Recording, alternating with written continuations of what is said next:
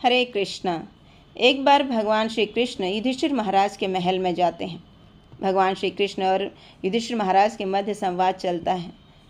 तब महाराज युधिष्ठिर भगवान श्री कृष्ण से पूछते हैं कि हे केशव, भाद्र मास के शुक्ल पक्ष में आने वाली एकादशी का क्या नाम है और इस एकादशी को व्रत को करने की विधि क्या है? इस दिन किस देवता की पूजा करनी चाहिए?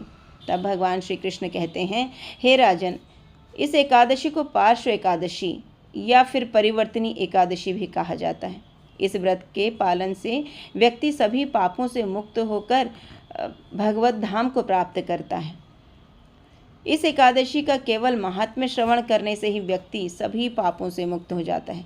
वाजपेयी यज्ञ करने का से भी अधिक फल उस व्यक्ति को प्राप्त होता है।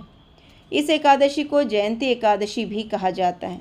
इस दिन भगवान वामन देव की उपासना करनी चाहिए, जिससे व्यक्ति को आध्यात्मिक जगत की प्राप्ति होती है।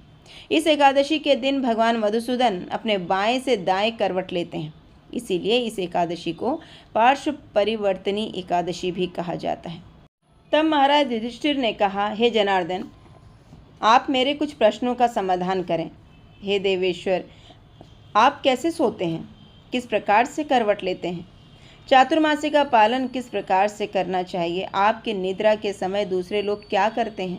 आप बलि महाराज को बंधन में क्यों रखते हैं? हे स्वामी, मेरी ये सारी शंकाएं आप कृपया कर दूर कीजिए। तब भगवान श्री कृष्ण ने कहा, त्रेता युग में दैत्य कुल में जन्मा बलि नामक मेरा एक महान भक्त था। अपने परिवार के साथ वो मेरी पूजा अर्चना करता था।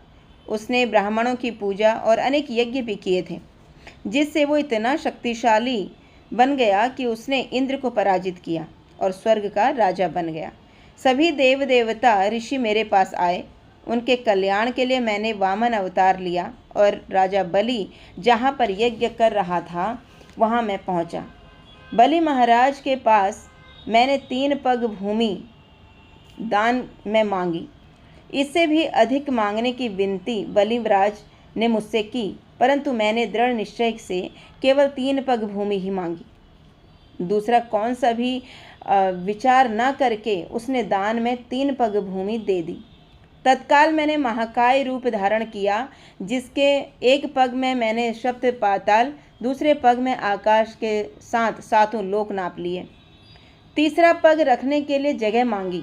तीसरे पग के रूप में नम्रतापूर्वक बलि ने अपना मस्तक आगे दिया। उसके नम्रता से प्रसन्न होकर नित्य उसके साथ रहने का मैंने आशीर्वाद दिया।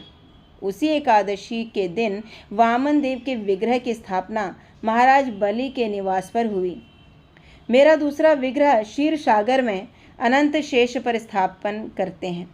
शयन एकादशी से उत्थान एकादशी तक मैं निद्रा अवस्था में रहता हूँ।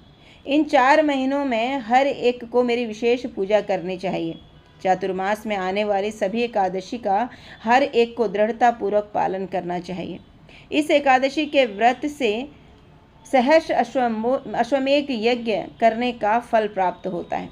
तो एक एकादशी व्रत करने से हम उन तमाम फलों को प्राप्त कर सकते हैं जो अनेक बड़े बड़े यज्ञ करके हमें प्राप्त नहीं होते। मात्र एकादशी के व्रत पालन करने से इनका फल प्राप्त हो जाता है।